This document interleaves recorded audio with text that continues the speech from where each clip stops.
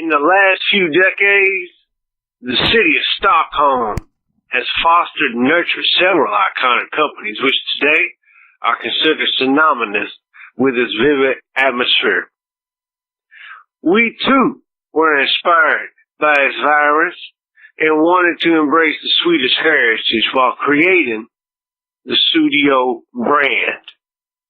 In the same way it has propelled other companies to achieve incredible success, we believe remaining true to our Scandinavian roots that has helped us get to where we are today. The name studio stems from an incident with one of the founders that spotted the musician Phil Collins in New York having problems with his headphones. With the frustration of not yet being able to offer any better alternative to Phil, the only words he could utter was, "Trust me, I know the feeling."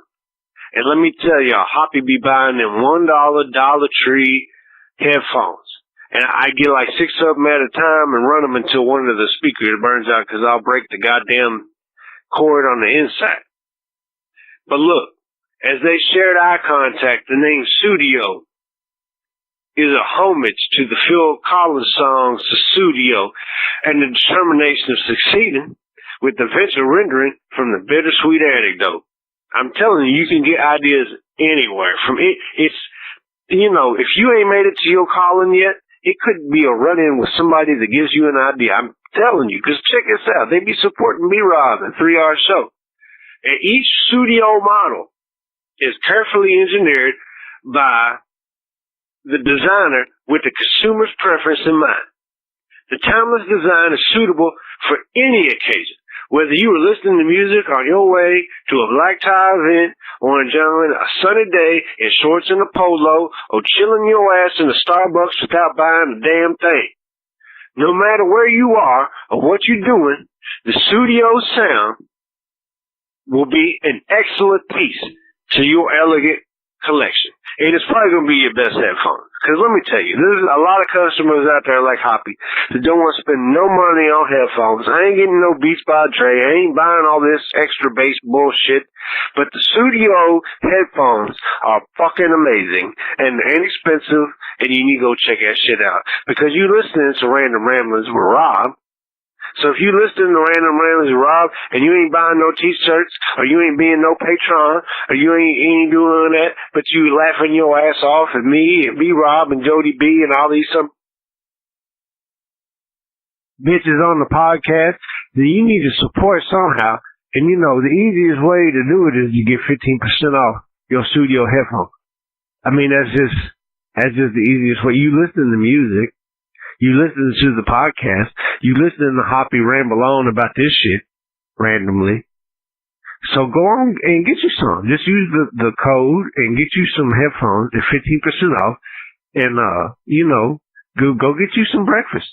You know, go somewhere where you ain't got to tip somebody. I wouldn't go to Hardee's. That's just dirty back there. But Chick-fil-A maybe, you know. And if you, liberal and don't want to buy no Chick-fil-A, cause, I mean, I understand that. But y'all should know. Let me tell y'all some schooling for a second, cause I'm in a weird goddamn position, man. Cause I'm a Republican. Don't hold that against me. Don't hold that against studio. They can be liberal. That's cool. But, when y'all went against Chick-fil-A, the liberal side, why didn't y'all just all cross-dress and go in there and eat lunch? Like boycotts don't work. They don't. There's a bunch of people going to Chick-fil-A still. I ain't ever seen a Chick-fil-A that's dead for lunch. But if y'all would like all dress up, I mean the dudes, if y'all would dress up as girls with some fairy wings and some pink boots and some pink hair or blue or purple or whatever, blonde, I mean that's fine too. But just go to the Chick-fil-A and eat. Just go in there and make them motherfuckers uncomfortable. And they stop talking that shit. And that's coming together. I mean that's just, you know, quit separating each other. God damn it. I don't want a race war. I don't want a political war. And I swear to God, the news and all kind of people trying to make that happen. And, that bitch on New York Times talking crazy against white people and don't get banned, but Roseanne gets banned from her show it's fucked up. Alright, I'm losing the commercial. I'm sorry. I'm really sorry. But peace. Jesus Christ, we're all in the same country. Like, let's just smoke some weed and chill and listen to our studio headphones. Like, what is so fucking bad about that?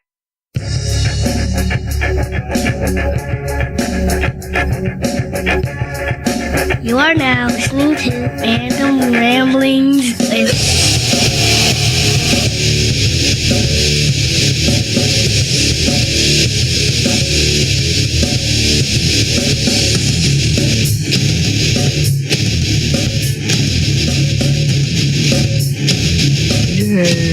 Yay! Yeah!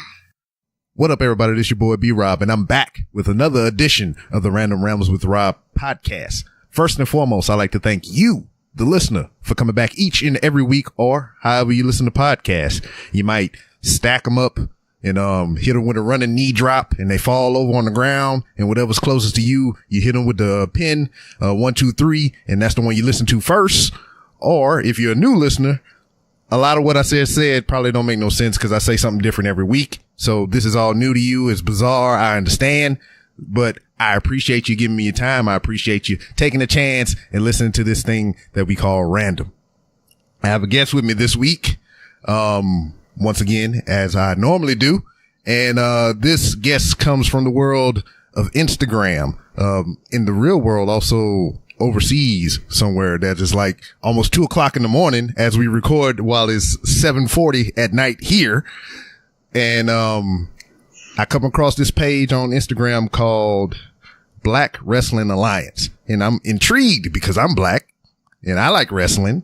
I have a couple of alliances with some people across, the world and in my circle here. So I guess it's all related in some kind of way, some kind of fashion.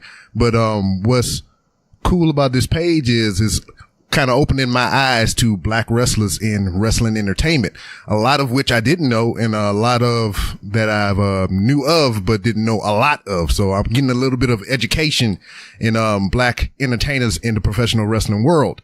So without further ado, my guest, the owner, the runner, the originator of this page on Instagram, Adrian, and I ain't gonna say his last name because you already got Adrian up front.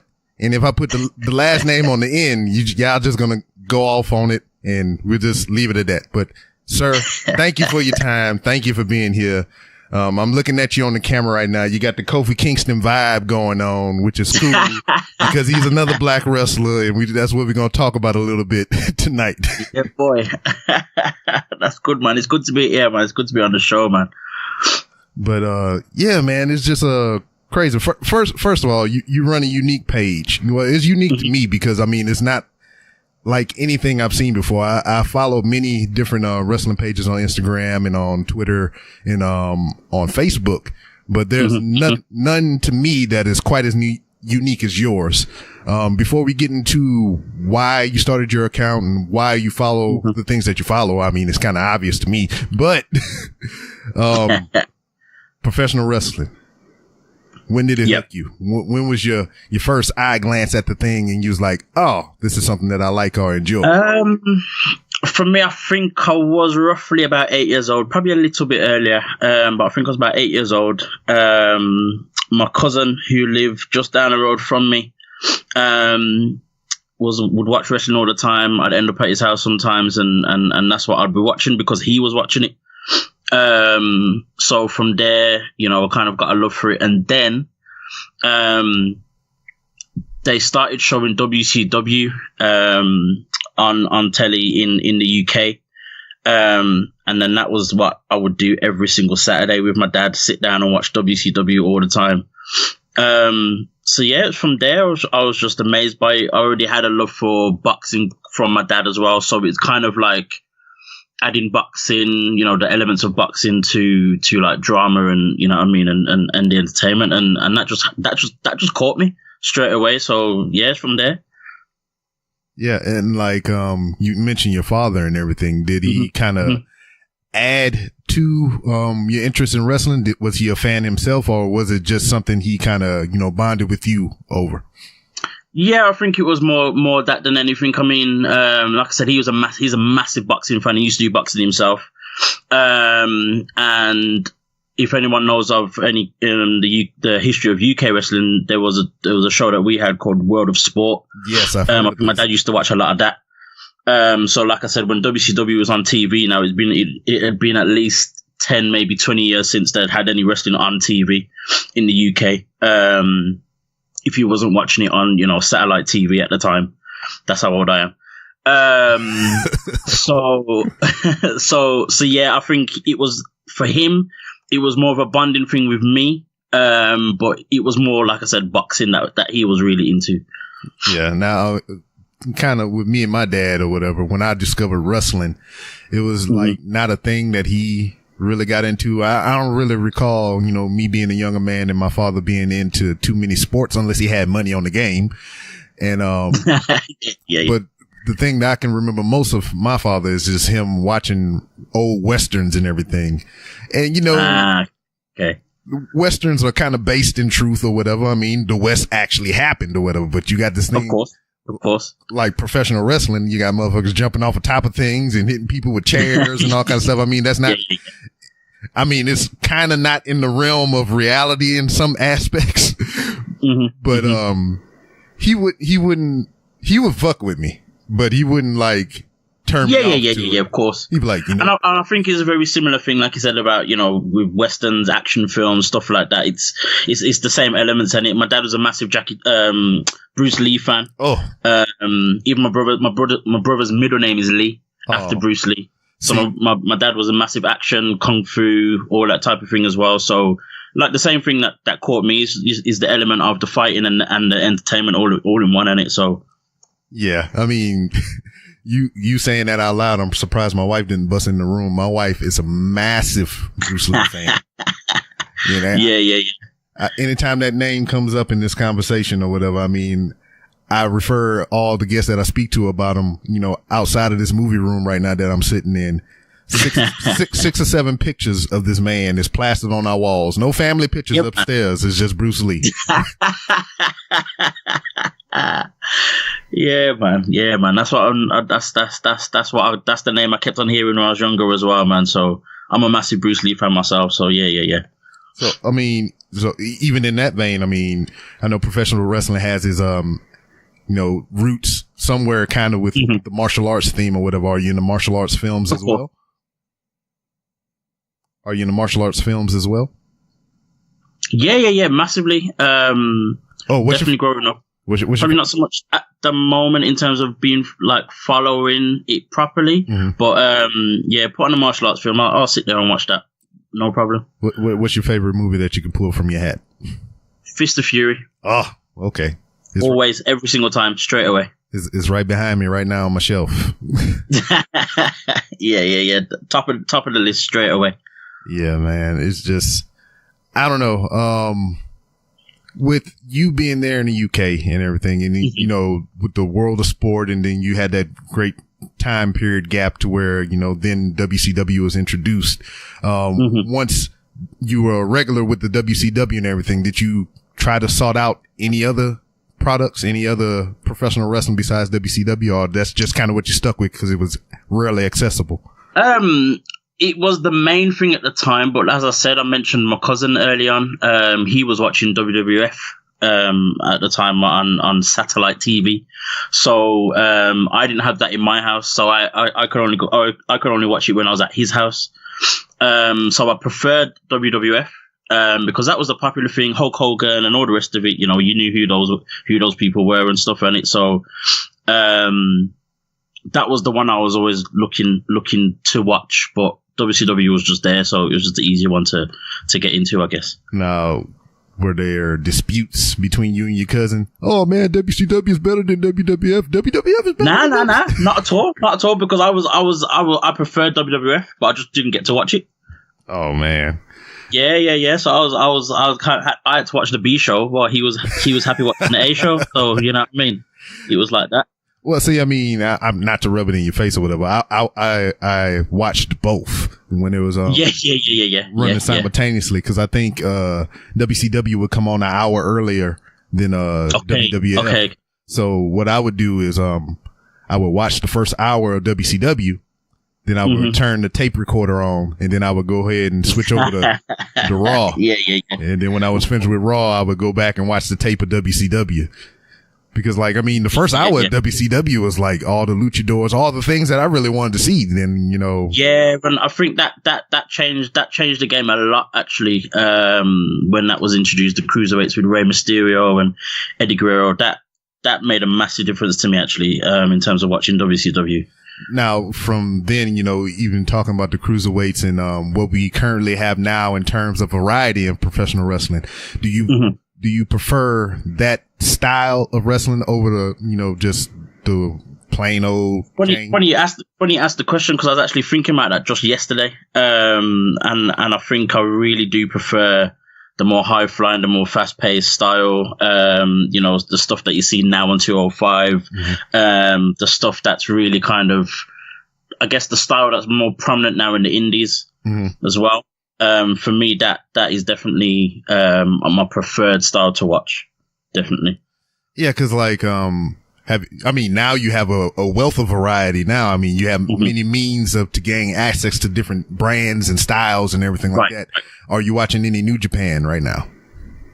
I'm not a massive follower of New Japan, and I'll tell you exactly why. For me, there's something. Well, it's obvious that the crowd is a lot less, is a lot quieter, and I think that makes a massive difference to me viewing it. Yeah. Even though, you know, at times, or almost all the time, the matches are better. Yeah.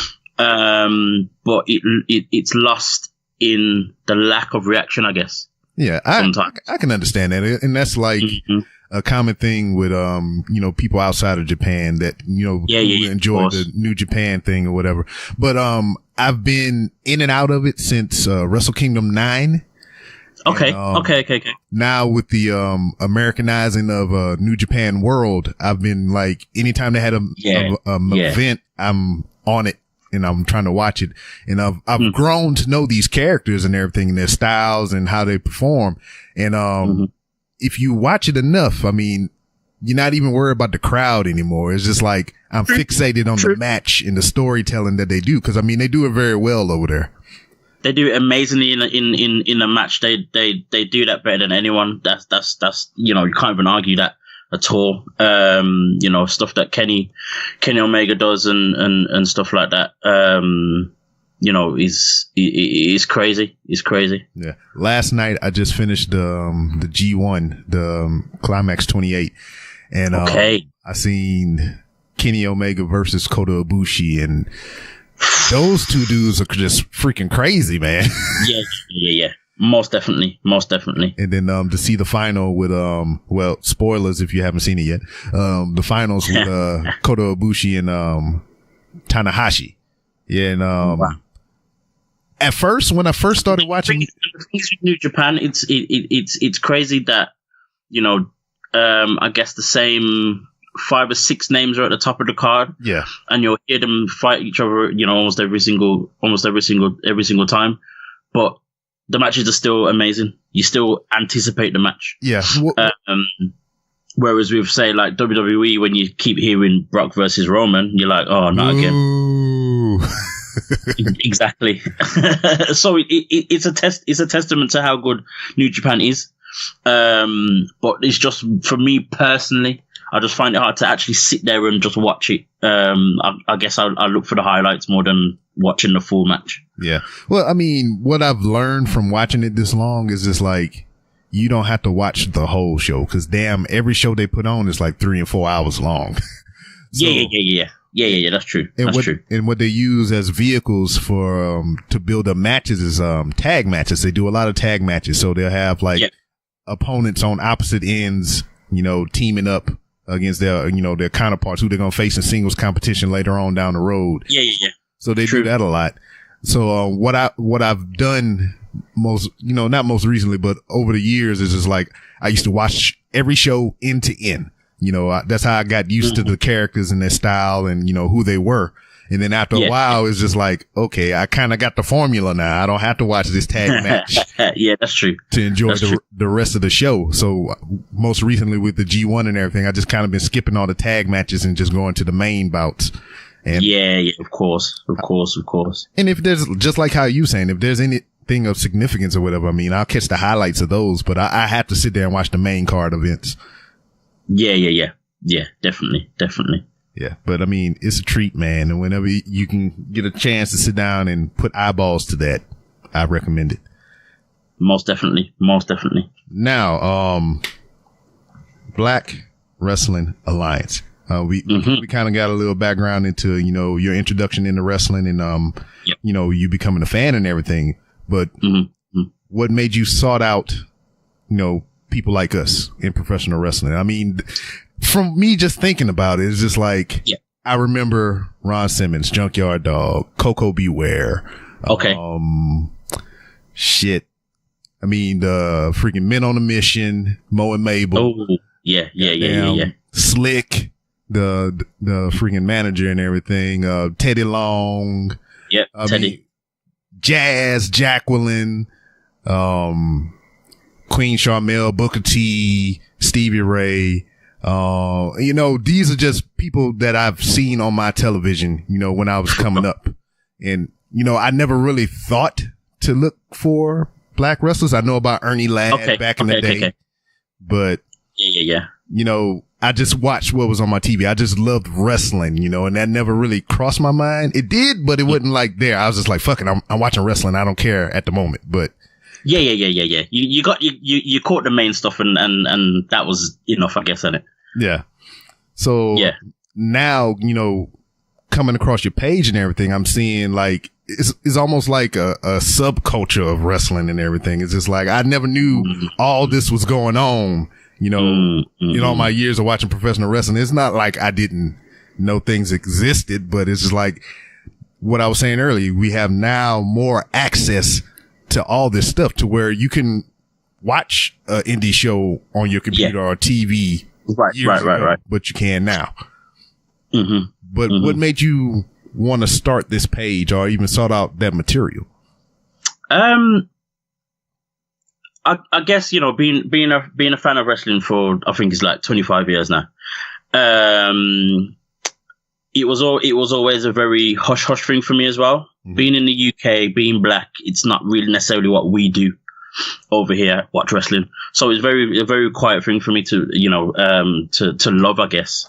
And I think just getting older, then, you start becoming aware of yourself and being a black person in basically a white world and all that kind of stuff and whatever else. I started to see the cracks in, I guess, the wrestling business. And like you said, with so much more access to other brands, other promotions, with social media and all the rest of it, everything's there in front of you now.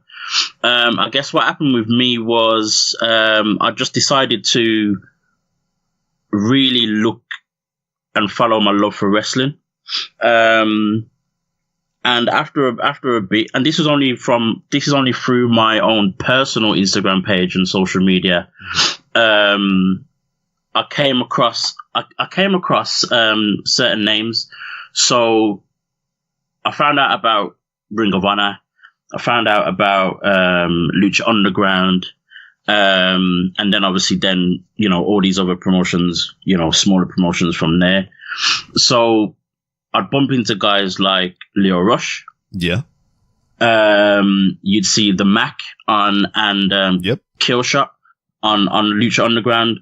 Killshot, obviously, then finding out that Killshot was Shane Strickland. Yeah. I already knew about Ricochet after he did his double somersault maneuvers. So I'm like, oh my days, like there are other guys out here doing certain things. And again, going back to the preferred style that was on the indies, it kind of caught my eye a little bit more than what was happening in WWE. So I guess after a bit, I was just like, you know what? I want to do this thing. I just want to do this thing for myself, not even on a big scale like it kind of how it is now. But I just want to do this thing where I'm going to look for as many black wrestlers as I can. and like I said, I found those few, and then, you know, a couple of the females as well. I think Willow Nightingale was one, and Lacey Lane was another one that I found very early on. So about a year or so ago, because I've had the page now for just over a year. So about a year or so ago, I just decided, you know what, I'm gonna move it away from my personal page I just kind of had this thing to want to share what I was finding. Yeah. And then from there, we just kind of just spiraled from there. So I was literally, and it kind of still is this, where I'm literally just sharing things that I'm finding. So I'm no expert at who this person is and who that person is, and, you know, I know all of this and I know all of that. It's not even a thing like that at all. It's just literally I'm sharing as I find out. So the same way you might see a post of a wrestler that you've never seen before, that might even be the first time I've seen them as well. Sweet. Yeah, so that's basically what happened and how it's been done. And then because it's, I guess, grown, and coming from, because what I do, my career is actually I'm a branding consultant and graphic designer. Oh, sweet. Yeah, so anything that I put my mind to, anything that I do, I want to make sure visually it looks great as well. So I made sure, you know, I want to make sure it looks correct. It you know, it's done properly. It's done with an excellence as well. You know, I don't want to be another one of those, you know, I guess every time a black person does something for some strange reason, we expect it to be not as good as something else, not as professional. Yeah, I got you. I understand. You know what I mean? Mm-hmm. Yeah, so I just thought, you know what? Let me make sure that this is as good as I can make it. You know what I mean? So yes, and like you know, like you said, it's just blown up and spiraled from there. Yeah, because like even how I came across it or whatever, because you're familiar with Instagram and everything. I was on the explore page. And usually what you have interest in, what you like the most, they kind of tailor that in the Explorer page and everything. So, of course, yeah. So, I mean, I like Kiera Hogan, I like Faye Jackson and everything like that. So usually in my Explorer feed, I get similar results. So I come across one of them posting the Explorer feed, and it happened to send me to your page. And I was just like, okay. Black Wrestling Alliance. What is this? This is a promotion I don't know nothing about because I don't know shit about nothing. So I click on it and I go down the rabbit hole and I'm just like, who the fuck is this? Oh, I know who that is. What the fuck is that? What the hell is this? What? Yeah. And that's a thing? What? You know, and it was just like, I'm end to end on the page and everything. And as we speak about, what I was saying about Ron Simmons or whatever, I go down here on your page and you got him being the first African American to win the World Heavyweight Championship and everything. And you got the clips on here and all that stuff. You even have Kiera Hogan on here, and Faye Jackson. Yeah. So, I mean, you open my eyes. I am now awoken, as Matt Hardy would say. But like I was telling you earlier, man, I was just like, wow, I never knew all this was out there, you know, because I mean, I watch things as they come to me. You know, if I hear something is cool, you know, I sought it out or whatever, but this specifically wasn't the thing that I would sought out. I mean, if a particular person of color was in a match and they say the match was good, that's what I go look for. So, I mean, I didn't base it upon that, but just seeing all this stuff is fucking cool. And then you got Hulk Hogan on here, and I was just like, okay. Yeah, that was amazing. But yeah, as I'm scrolling through it as I'm talking to you. So what the hell you think about Rich Swann hair? I didn't understand it at first. I mean, I know there's some reference to paying homage to a Japanese wrestler, I think. Yeah, Minoru Suzuki. Yeah. I didn't know about that at all until someone mentioned it in the comments. So I was like, "What's going on here?" But you know what? It's crazy. I think I'm used to it now. Yeah, because like when I first saw it, I thought he lost the bet or something, or he had a hair versus hair match. Yeah. I thought he kind of, was on the brink of a nervous breakdown or midlife crisis or something at first. But I'm actually very used to it now. Very, very used to it now. Now, in the theme of your page, black professional wrestlers, male and female. What are some of your favorites, past or present?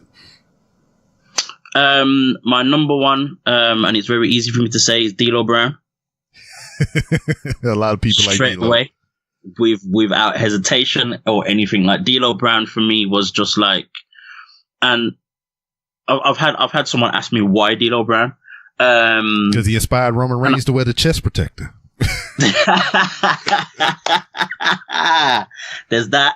But no, I think when it comes to me choosing a favorite wrestler, I always kind of gravitate to wrestlers who have, say, gimmicks or swag or whatever else, similar to how I probably would have gone about it myself if I was a wrestler. Okay, I got you. And then with D'Lo Brown, also, he was an underdog. He doesn't look the part, but he moves, amazingly. And high flying, and he had a move set that was different to everyone else's. That was high impact, but yet looked amazing as well. So I think that's why, say, like the Mac, that's probably why he would be one of my favorites at the moment as well. You look at him and he's a big guy. You don't think he can move big stature, like that? But he moves like any of the cruiserweights out there with just the sunset flips and over the ropes and all the rest of it. So yeah, I'd say from past it's D'Lo Brown. Present, it would definitely be Ricochet, the Mac.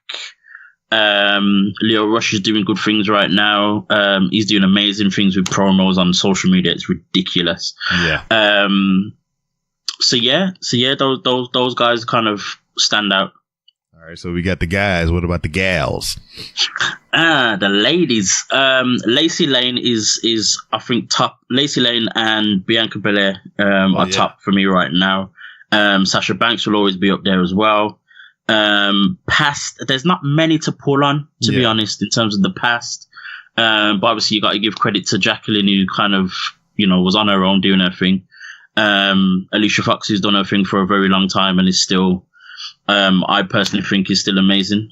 Just being underused or misused or however you want to put it. And there are so many others that you can give credit to, but I think those are the ones that kind of stand out for me personally.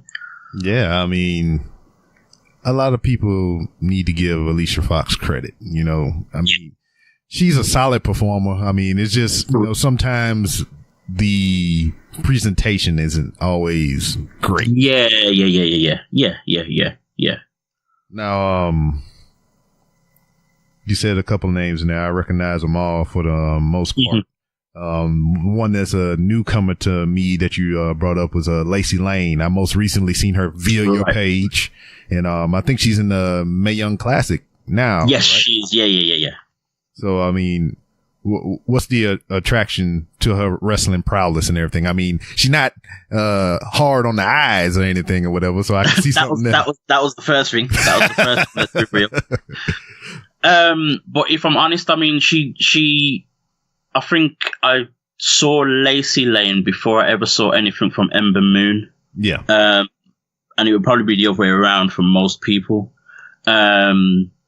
So if you're a fan of Ember Moon, you'd be a fan of Lacey Lane. They're very similar in terms of, the style, that lucha style. And then on top of that, Lacey's actually been in Mexico for at least a year now, perfecting and performing that style. Sweet. And then I've seen matches with her and Leo Rush.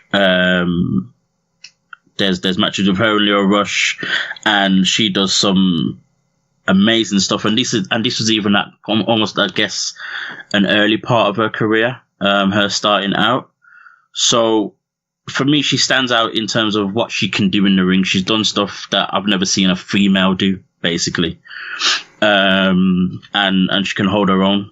So I'm excited to see what what she does in the Mae Young Classic and how far she gets, or even just down to how well she performs. Yeah. Aside from the content of your page or whatever, I mean, how do you feel about intergender matches and everything? I like them. I have no issue with them. I've seen not so much a discussion, but a question asked or posed if it's the future of wrestling. I'm not too sure if it will be on a global scale. So, for example, like being in WWE for any time soon, basically. Yeah. It's happening a lot on the indies. And it has created some amazing matches, to be honest. So you'll see Mia Yim even, actually beat Keith Lee in his last match on the indies. Damn. She's faced Matt Riddle as well. Yeah, I seen a bit of that. Yeah, and there's been quite a lot. There's been quite a lot this year. High profile ones as well. Intergender matches, so it's good to see. I think it's really good to see, to be honest. Okay. In the vein of professional wrestling, I know you're a big fan of it and everything. Have you ever tried to dabble in it yourself? Become a professional wrestler, or even sought out any training? Never. Again, I think if I lived in America, it may be a different thing, as it was a lot easier to access. In the UK, it's something that was very difficult to find. Very, very difficult to find. I definitely wouldn't do it now. I'm way too old for it now. I definitely wanted to do it when I was younger, but never had no ways or means of even finding out if there was anything about. But I always fantasized about being a wrestler. I had my gimmick, everything ready, and obviously when you create your wrestlers on the different video games and stuff, I had it down to a T. So, I always wanted to, but I think it's probably a bit too late for me now. Oh man, never say never. DDP started when he was 35. That's very true. So I've got 2 years left then. Yeah, see, man, it's never too late. You can do it. I believe in you, man. Then you got the NXT UK coming over that way. So I mean, you got it. Yeah, man, it's gonna be amazing. I'm excited for that. I'm very, very excited for that. Now, even thinking about that or whatever, I mean, they're catering a brand to the UK, which I'm not against, because I mean that opens it up more for me to discover new talent and another style of wrestling. With these different spots, I've heard rumors or whatever. I never really dabble in them too much, but they are looking to maybe doing it in other countries as well, like China or Australia or some shit like that. I mean, that's just what I've heard. I wouldn't be against that either. But do you think they'll be opening up their own independent performance centers, and how do you think that would impact the wrestling world?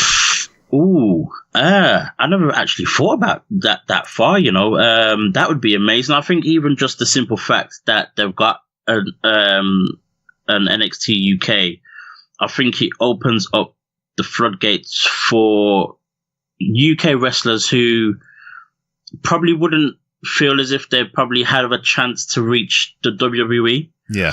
But can still,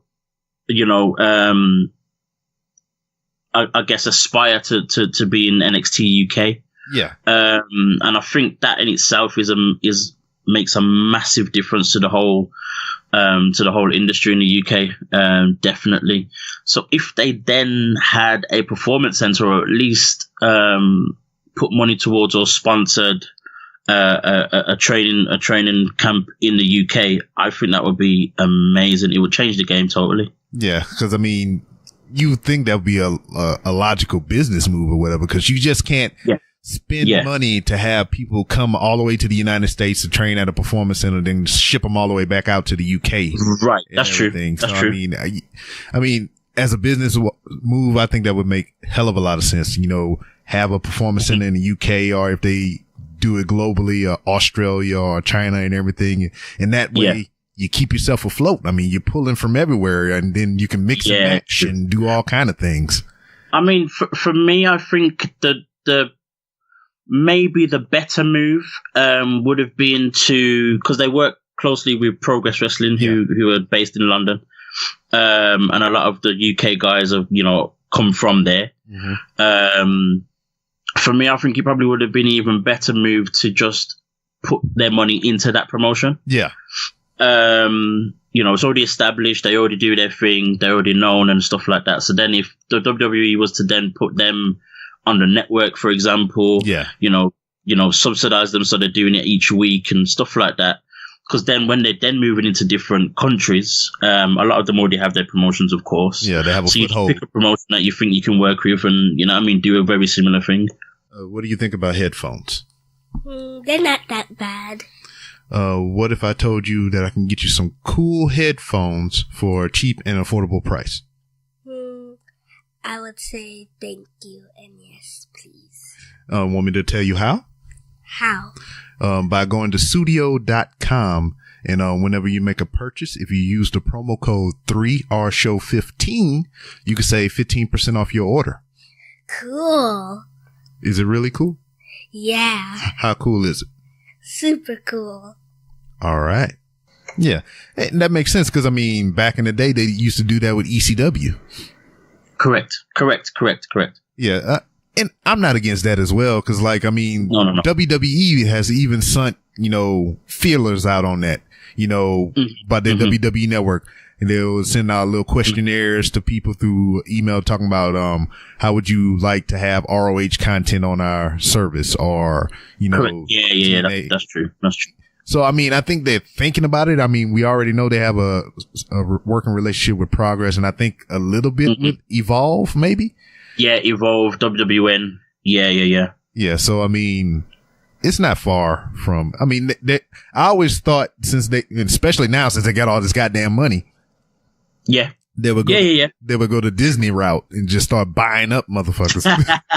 You know what? Actually, to be honest, that's exactly what I expected as well. Because, even with, like I said, with those same promotions that we mentioned, Evolve and Progress and those, obviously they were involved in WrestleMania week as well. Yeah. That in itself is a massive thing. A lot of the guys that were in the Cruiserweight Classic have come from Evolve as well. Again, like I said, the UK guys have come through, or regulars in Progress Wrestling. So yeah, that would make sense to just build on that and they just, create, I guess, more content for the network as well at the same time. Yeah, I tend to bounce back and forth or whatever, but back to your realm here, the Black Wrestling Alliance. What made you pick that name? I understand the black part because it's all black people on there or whatever, but the Wrestling Alliance, whatever. It's kind of like a throwback, man. Yeah, I to be honest, I'm not a massive. The crazy thing is, I'm not a massive fan of any black business or venture having the word black in there. Yeah, I understand that. You know what I mean? Yeah. But I couldn't get away from it. Like, I wanted to make sure people knew what it was. Yeah. And I guess the alliance part was more to do with the fact that that was all available. Have a feel where those that follow are also part of it as well. Yeah.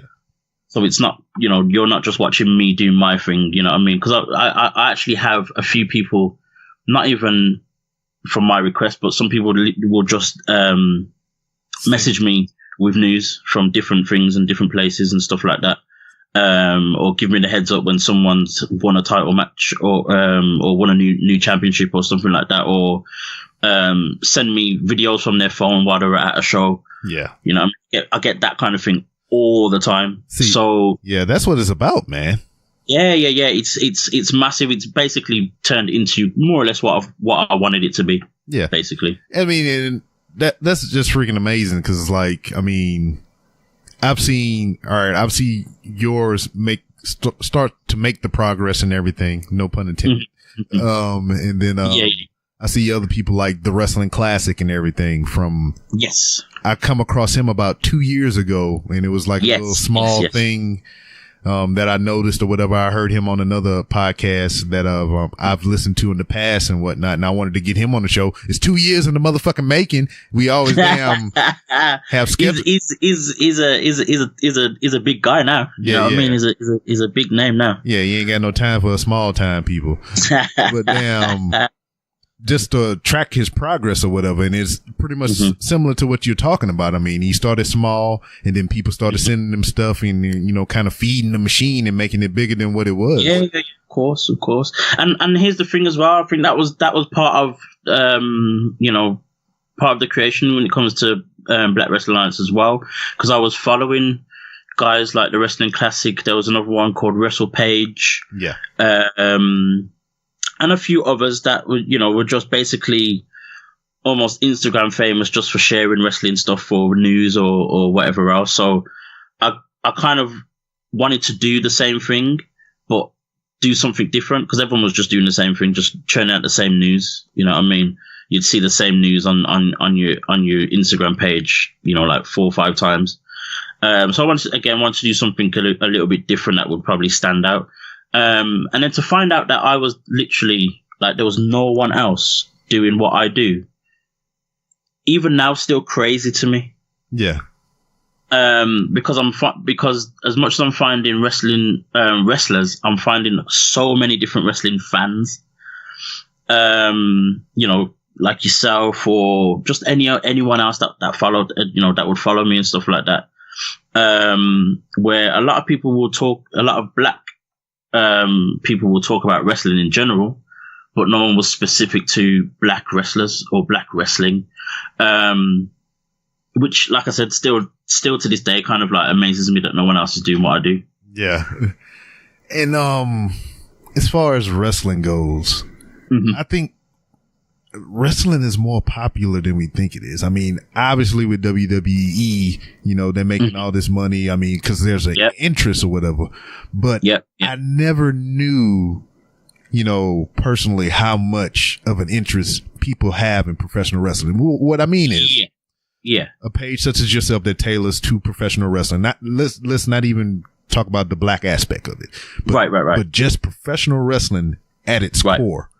And you have a massive following. And I can even relate to myself to where I'm not a wrestling show, but I love professional wrestling.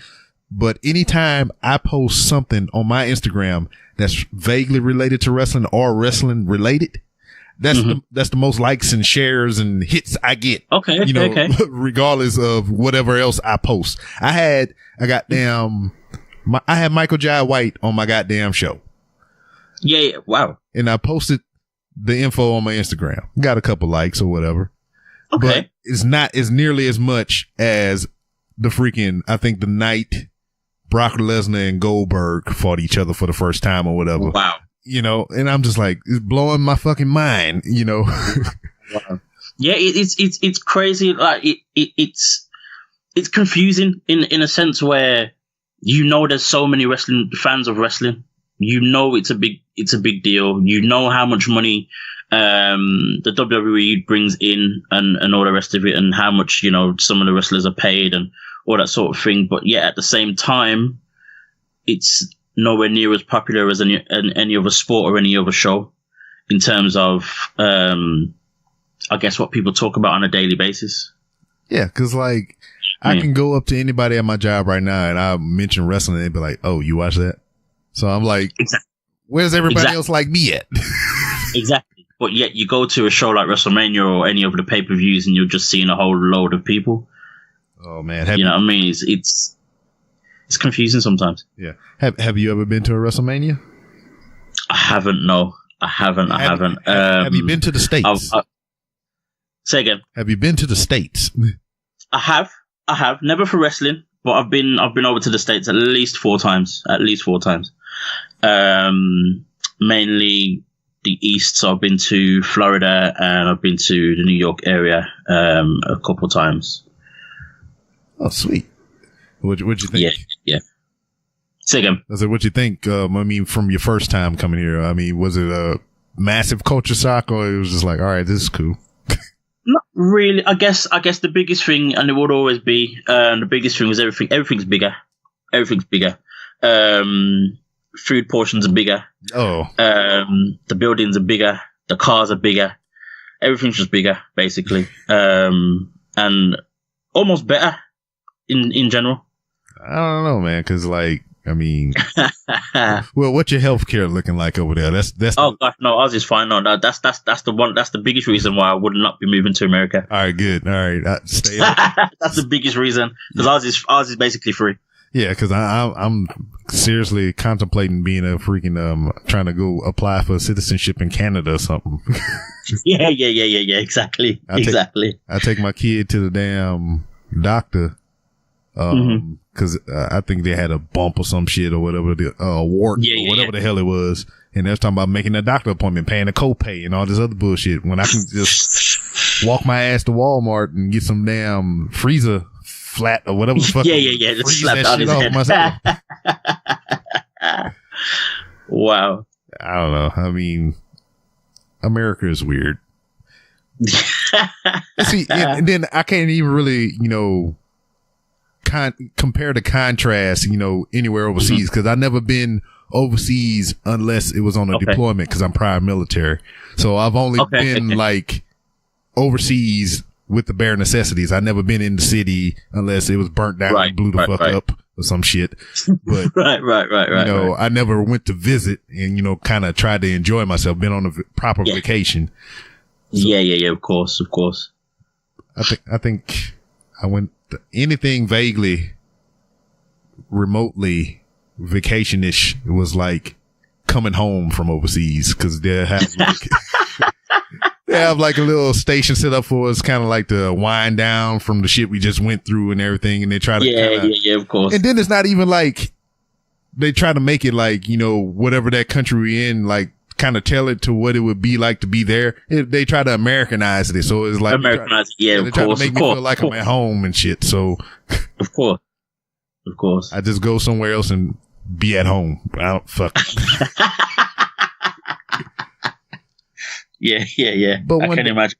But one day, I mean, that's a goal of mine, to try to, go somewhere and get at least one stamp on my passport that I've had for no reason. Let me tell you about this passport shit. All right. This was a while back. Me and my wife went on a cruise. I forget the year or whatever, but it was a couple years back. And they was like, all right, I'm gonna go to Mexico, and since you're going on a cruise, you're going over international waters, you're going to another country or whatever, you're gonna float in the water, whatever the fuck, you're gonna need a passport. And I was like, yeah. I said, that don't make sense. We're not getting off the boat or whatever, but all right. So me and my old lady go through the process of freaking getting the passport. We mail off the documents. We pay the money. We wait a month or so or whatever for the stuff to come back. Boom.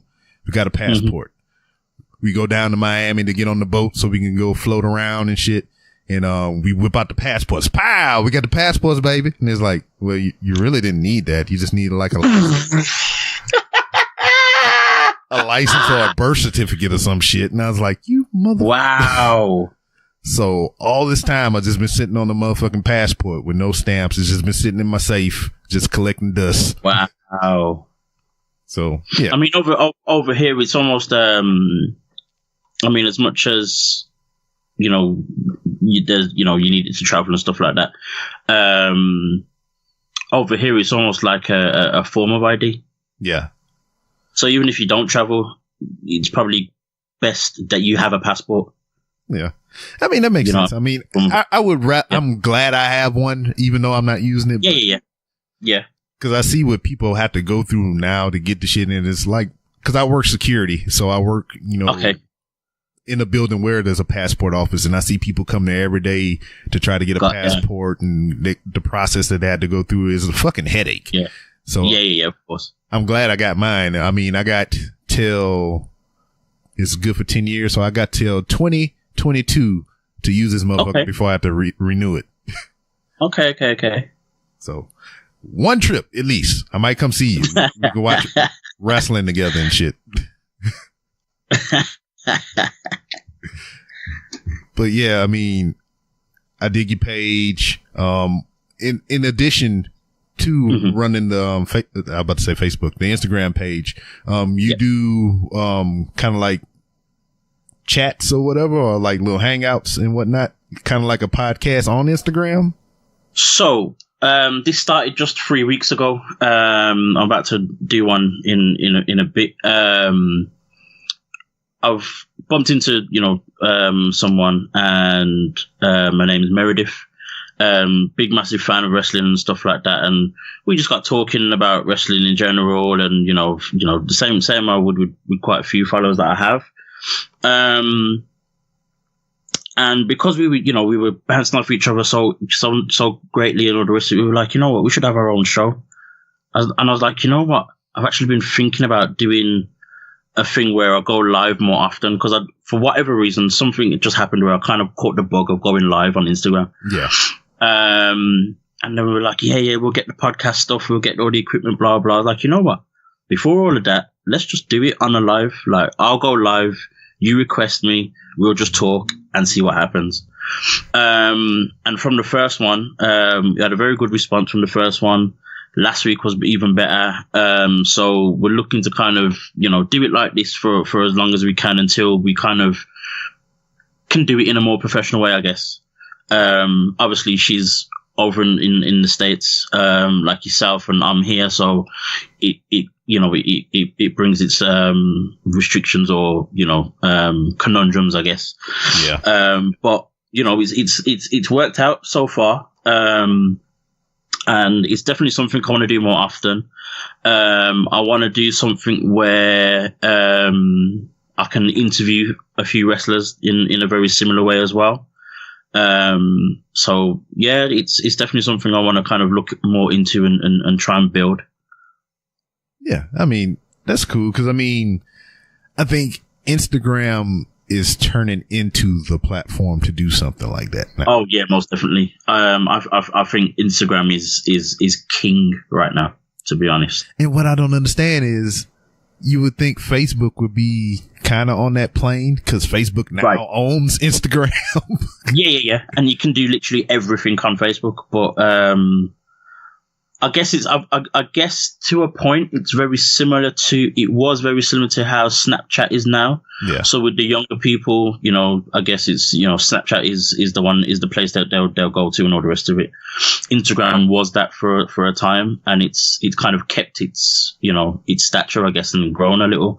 So it still feels as if it's the more popular one than anything else. Yeah. Because Twitter and Instagram is the two apps that I use the most. And I think I feel a little more at home on Instagram than I do on Twitter, but I have more of a following on Twitter than I do Instagram. Okay. And I put more content on Instagram than I do on Twitter, which is fucking weird to me.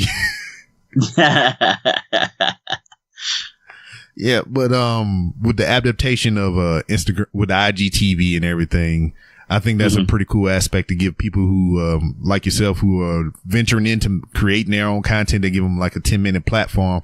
From what I've been seeing lately, I think they might have bumped it up, because I seen, they did the, WWE 2K19 press conference, and that was a 20-minute video.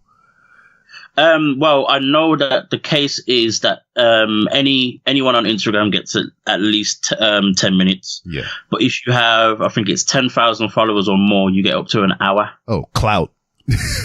Yeah. I'm not far from 10,000, so that's kind of like my hope before the end of the year. Jealous. Hoping to have about 10,000. Yeah, jealous.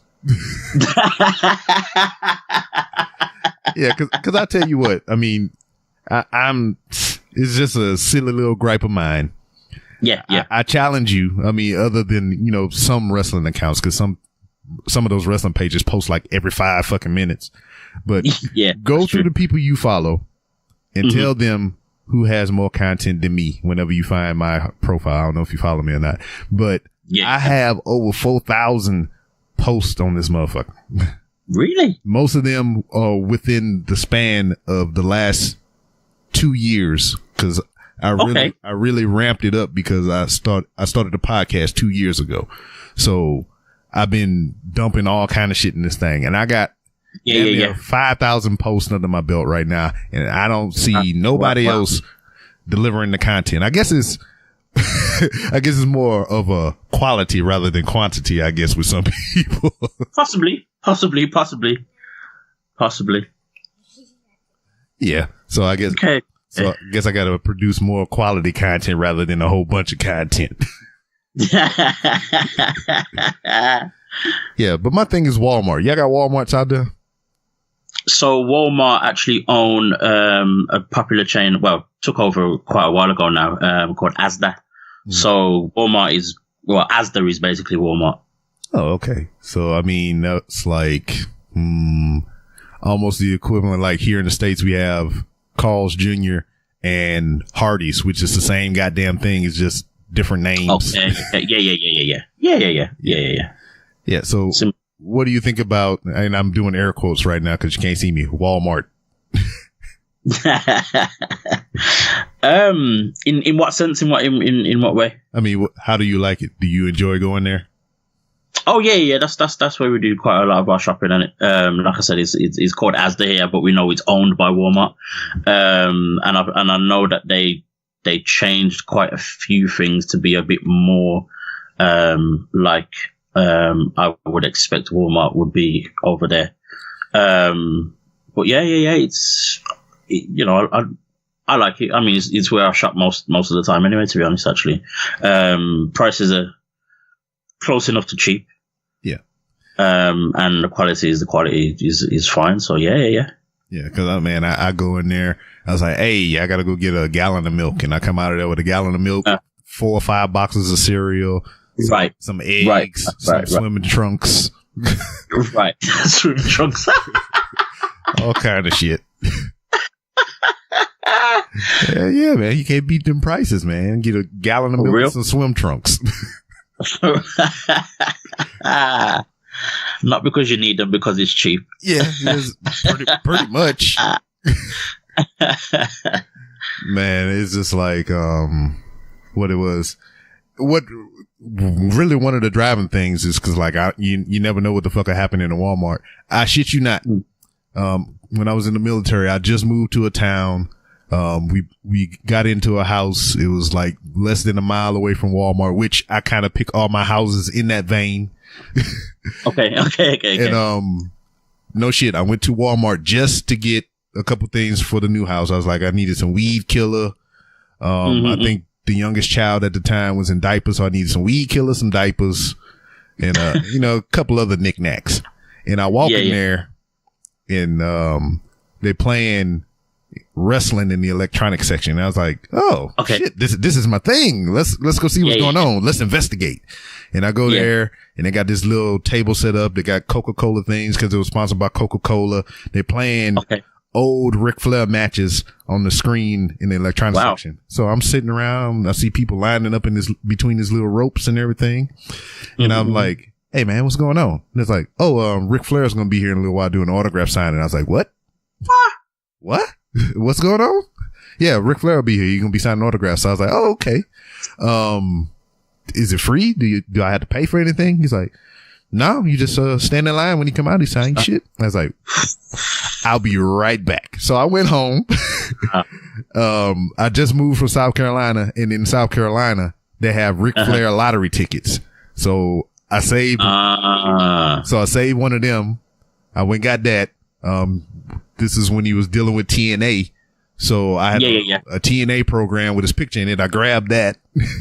And then, he was not selling. He was signing the little pictures that he had there on the table. So I brought all my Ric Flair shit from the house. I went back to Walmart. I left the weed killer, the diapers, and the other shit I came to get. And I stood in line and I took pictures with Ric Flair and got my shit signed. Wow. So anything can happen in Walmart. That's true. Yeah. Wow. But man, winding down, I know you got some time. You need to go ahead and get ready to start prepping and everything. You've come so far in a year. Even from the time that I've come across your page up until now, I've seen tremendous growth in your fan base. The quality of content that you're posting and everything. And now you even got a little bit of merch going on. Yeah. So to celebrate a year. I mean, the merch idea came, you know, at the start of this year, to be honest, but it's kind of just, you know, not been able to happen and stuff like that. So luckily, I just told myself, you know, when it comes to the year, I'll make sure I get it out.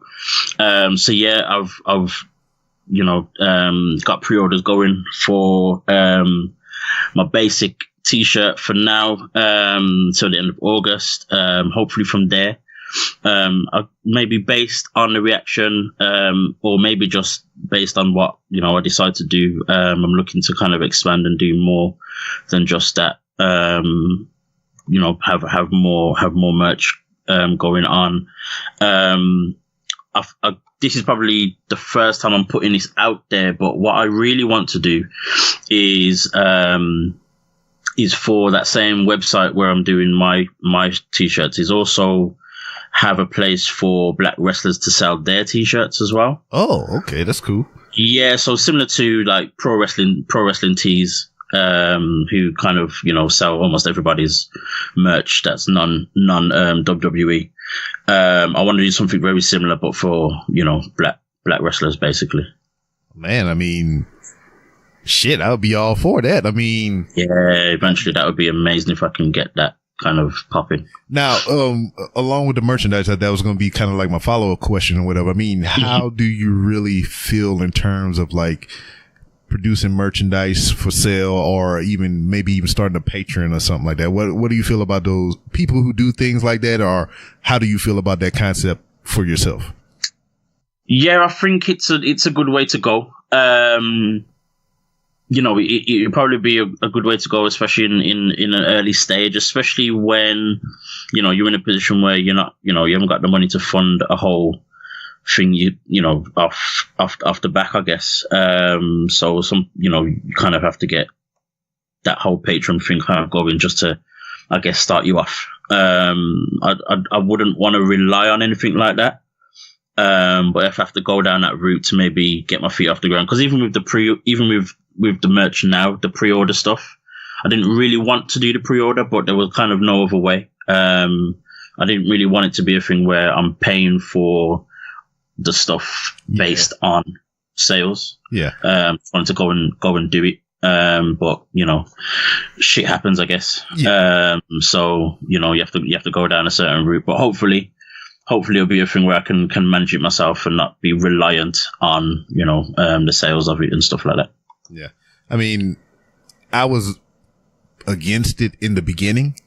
Yeah. But yeah. But at the same time, you know, as the show progressed and everything, it's like, I don't need the money to run this thing, you know, but right.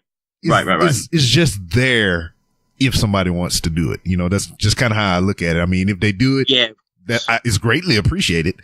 But if they don't, I mean, I'm not so bent up about it, you know. But yeah. And that's another reason why I don't really want to be in a position where I'm reliant on it. Yeah. Because if it then doesn't work out the way you want it, does it mess up the whole thing that you're doing? You know. Yeah. So yeah. I mean, you're already kind of, you know, trying to transform it into somewhat of a business, and I commend you for that. I mean, that's a freaking great idea. But what I like to ask people, you know, guests that I have on the show, when we come to a close, you've been doing this for a year now. Where do you see Black Wrestling Alliance within the next 2 years, or where would you want it to be within the next 2 years? I guess, like I said, almost like the central, and I never thought of it in the first place in at the start like this, but definitely now, almost being like the central hub of Black wrestling. So, for example, like even have a website where certain people's podcasts are featured on there as well. Like I said, the merchandise thing as well. Creating fresh content if I can. You know, just you know, stuff that isn't necessarily difficult to do. Yeah. But it still needs manpower, I guess, more than anything to pull it off, more than money, more than anything. You know what I mean? So yeah. Have a blog. You know, probably even have the chance to even be invited to shows and, you know, go to different shows and do interviews, all that kind of thing. Just a whole load of stuff, basically. Cool. Hey, you know what I noticed about what I'm starting to notice? A lot of people that do this, like you and freaking the Wrestling Classic and a couple other people, none of y'all from the States.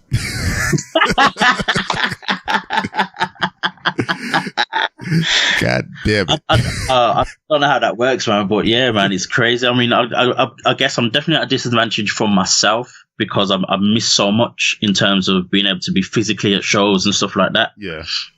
That's my biggest upset, I think is the best word. That's my biggest upset. But at the same time, I guess being outside the States, it gets a certain reaction. Almost like, oh my days, you're not in the States and you can do this. Like, you know what I mean? Which kind of helps.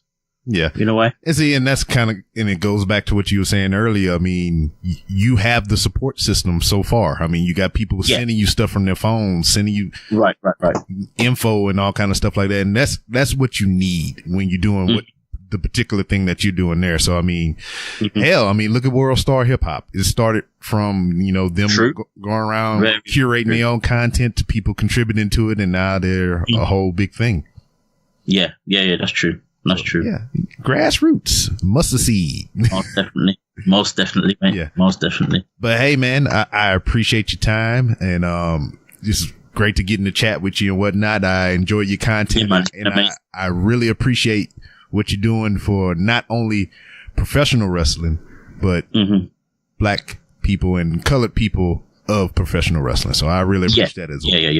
Yeah. So brilliant. Tell everybody where they can find you on social media. So you can find me on social media, Black Wrestling Alliance on Instagram. I am actually also on Twitter and on Facebook. So it's Black Wrestling Alliance on Facebook and Black Wrestling A on Twitter because Twitter handles are just not long enough. So there, I need to probably work a little bit more on those two. But yeah, you can find me on all those places. But Instagram is the place to be. Yep, I'm following you on Twitter right now. You about to get like 3 follows right now. Nice. Yep. So, hold on. I can't talk and do 2 things at once. All right, wrestling. All right, that's 1 account. That's 2 accounts. And let me get my last one here, and then I have the trifecta going on. Wow. All right. Yeah, we doing this live, baby. That's how I do it. Black wrestling. And it's funny because like I don't even type out the whole word and yours coming up. And it comes up. Wow. Yep. So see, you making waves, baby. That's what's happening. I'm getting told quite often that I'm well known in the States and stuff like that. In New York area and especially in Georgia. Well, yeah, because I mean they got a lot going on down there. That's where yeah. That's they've got a lot happening down there as well. So what was it? Owen Knight and Kiera Hogan down that way. Yes. There are quite a lot of people in Georgia. There's a whole load of people. Believe me. Yeah. All right, I got that down. You just got 4 follows just now on Twitter. Yeah. Brilliant. But once again, man, I appreciate your time. I appreciate what you do. And you've been a guest on the show. I mean, the door is open for you to come back and promote your thing and do whatever it is that you want to do. I mean, this show has been amazing, man. Yeah, man, I'll definitely put it out there. Obviously, of course, make sure you let me know when it's going to be put out there and stuff like that. So, yeah, man, we can tell the people. And that was Adrian over there yonder in the UK, educating you on Black Wrestling Entertainment over there on Instagram. Follow him at Black Wrestling Alliance. I mean, it's a cool page, man. It's just like, I never thought, you heard me in the interview, in the conversation we had. I mean, I never thought there were that many black people striving in the professional wrestling business or whatever. It was an eye opener to me and everything. So, I mean, it's more for me to look up. It's more wrestling for me to enjoy, So, I mean, it's great. It's wrestling all around. Just sprinkle wrestling on, I don't know. I wouldn't say on your meats or whatever you eat because that's a whole bunch of hot and sweaty men's and women's and everything. So, I mean, I don't know how that would taste on your food. But then again, you flip that around. I mean, you can put toppings on a human being and they are quite tasty. You know, that's how I got baby B-Rob and, you know, the B-Rob children that precede her. So, I mean, at some point in time, you're going to put some toppings on some people and you're going to dine on it. And it's going to be quite delicious or enjoyable for that other person. So, I don't know. You can probably try putting some hooks, rubs, and spices on a human being. I don't know how well that'll work out because, I mean, there's actual spices inside there. It's not like motion lotion or whipped cream or anything like that. Something that has a cool, slight tingling sensation. Although hooks, rubs, and spices might have a tingling sensation on your skin depending on where you put it. I wouldn't recommend on your eyes or nothing like that. But if you're going to put it on your face, neck, or chest, make sure you cover those vital portions like the eye sockets and maybe even the nostrils, because that's the last thing you want is to sneeze and shit. So, but anyway, man, it was a great conversation. I look forward to seeing what becomes of the Black Wrestling Alliance here in the future. You're already making steps to make it into something bigger than what it already is. Kind of like how I'm doing here with the podcast and whatnot. And I appreciate you all for tuning in and aiding in that process, whether it be purchasing a t-shirt or being a patron or I don't know. I mean, whatever else you can do to support monetarily. But as I always say, and, you know, money is not the most important thing. I mean, I'm doing this because I love to do it. It's something that I thoroughly enjoy and that I can put my own money behind. And, but what I will say, the most important thing that you could do for this podcast or any form of entertainment that you enjoy, you know, voice your opinion on it, write a review, 5 stars preferably over here. But if it's anything less than 5 stars, I would very much appreciate some constructive criticism. But let's go ahead and get into the outro as normal. You can follow me on Twitter at It's B-Rob. That's ITSBROB. If you want to talk professional wrestling and any other general shenanigans, that's the place you do it. You can also follow the show on Twitter at 3R Show. If you're hip and trendy, you should also be following at 3R Show 2. That's TOO. You can follow me on Instagram to where you can find me walking through the hallowed halls of Walmart, sabotaging it with hooks and rubs and spices, business cards. Go look at my Instagram. I did that the other night. And trying to find out what happened to Carl. You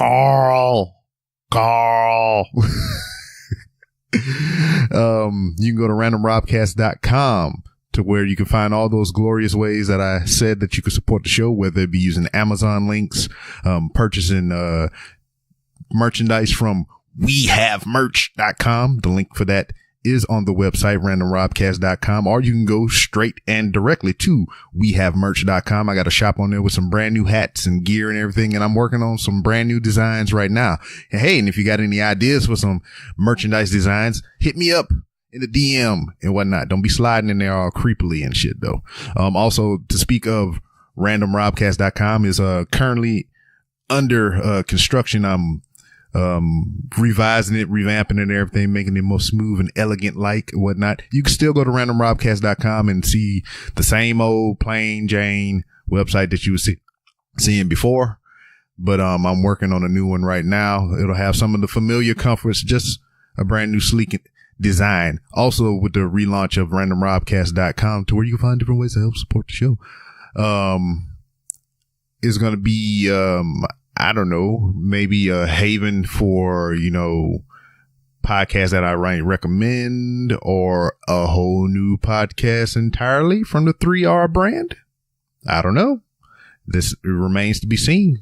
But speaking of other content, but before I even speak about the other content, become a patron, just like Brandon McIntyre, Glenn Abbott, King Ajar, Bob Hines, and Robert Cook. I got to put them in there. I mean, they support the show the way they do, and I appreciate it very so. And damn, threw me off track. What I was gonna say? God damn it!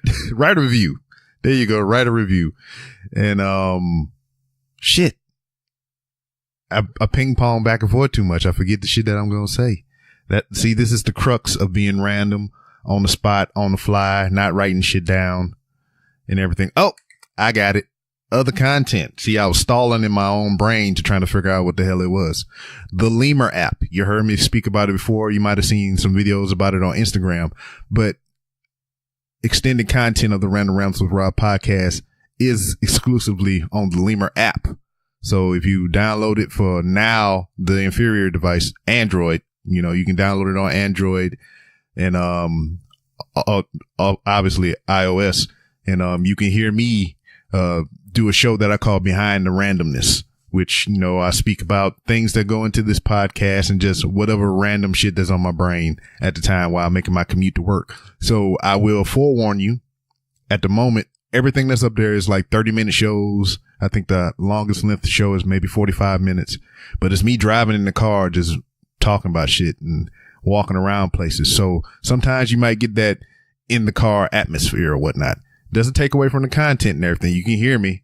But there's one particular time I know that you probably didn't hear me well at all because I was walking downtown in the mean streets of Houston, Texas, where all the wind was whipping through my face. I wouldn't say hair unless I'm talking about my mustache, because I ain't got no hair on my head. But hey, if you could, I would really appreciate if you download the Lemur app, listen to the Behind the Randomness show, follow my account. I'm on a mission right now trying to get 100 follows on the Lemur app.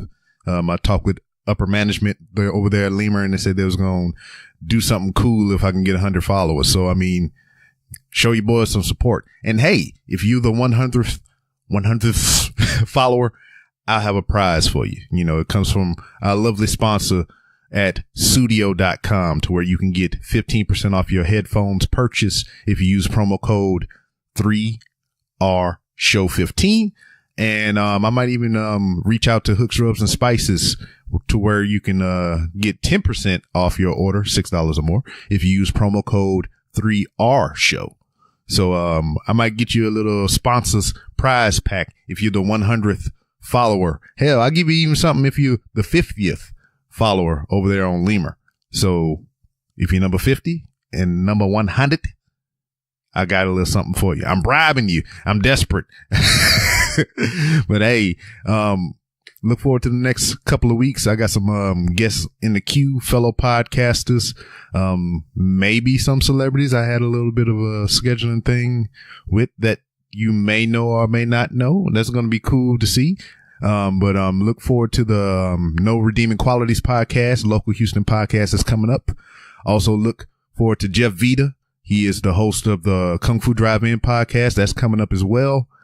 And James Gavsey, one half of the duo over there at the Who Would Win podcast, which I was gracious enough to be a guest on, be a moderator. So check out all those shows that I just mentioned. And that's it. And before we go, Hoppy started it off with a little bit of a history of our sponsor, Sudio Headphones. But he also dropped some bonus content for you. Hoppy be rapping stuff again. So stay tuned for that bonus content. I'll see you next time. Bonus content.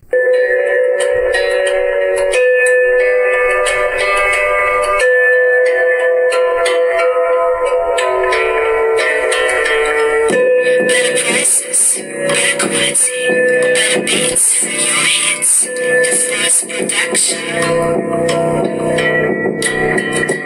Why do they try me? I just want to be peaceful, but I always get surrounded by these dirty people. From goons and haters to the bitches and snitches. No one will leave me be while I chase my riches. The first time I warn them, just give them stitches. But if they continue, we move on to the ditches.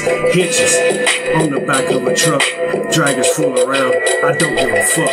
I just want to chill, no desire to run amok. But if you think you can beat me, then you're out of luck. Once they cross that line, they'll not see it coming. Might get they whole crew while I'm dressed up bummed. Or they'll cross-dress, creep up and walk past. Turn around and blast as you stare at my ass. I have no pride when it's time to ride. The only thing that matters is that they died. Prepared for war, but seeking the peace. I get so fucking tired of people waking my beast. Kill or be killed, eat or be eaten. I'm damn near 40 and I've never been beaten. Survival. This show should be about me. God knows how many demons live in this OG. 1, 2, 3, 4, 5, 6, 7, more. Louisville, Naptown, LA, and New York. Ain't no hiding, they done. Stick a fork, I protect my family. They come from all cliques, from gangsters and ATL to the mess cooking hits. I'm not a bully, don't attack, I play defense. Smell plots like shoes, yeah, I got G-sense. I finally got out the hood, thought it was over. But finding peace in this world is a 4-leaf clover. Love is even rarer, if you find it, keep it. The devil's the final boss and he wants to reap it. Don't need a pistol, I can kill with my hands. Wonder why the CIA don't send me to foreign lands. Just speaking my peace, I don't need no fans. The streets clean to me just like hoes and tans. I miss the old days when gangsters was chill. These youngers are stupid, all they do is kill. Prepared for war, but seeking the peace. I get so fucking tired of people waking my beats. Kill or be killed, eat or be eaten. I'm damn near 40 and I've never been beaten. Survival, this show should be about me. God knows how many demons live in this OG. 1, 2, 3, 4, 5, 6, 7, more. Prepare for war, but seeking the peace. I get so fucking tired of people waking my beast. Kill or be killed, eat or be eaten. I'm damn near 40 and I've never been beaten. Survival, this show should be about me. God knows how many demons live in this OG. 1, 2, 3, 4, 5, 6, 7, more. I know all y'all out there feeling me. I remember this Bible college professor saying on the first day of class, you thought you would learn about God studying the Bible. But what you really gonna learn is the thing man is best at is killing other men. The Bible is a giant war movie. Yeah, it is. And if the good book is even full of death, deceit, and betrayal, what hope do any of us really have? If man is made in God's image, then God is deeply messed up. At least that's how Hoppy see it.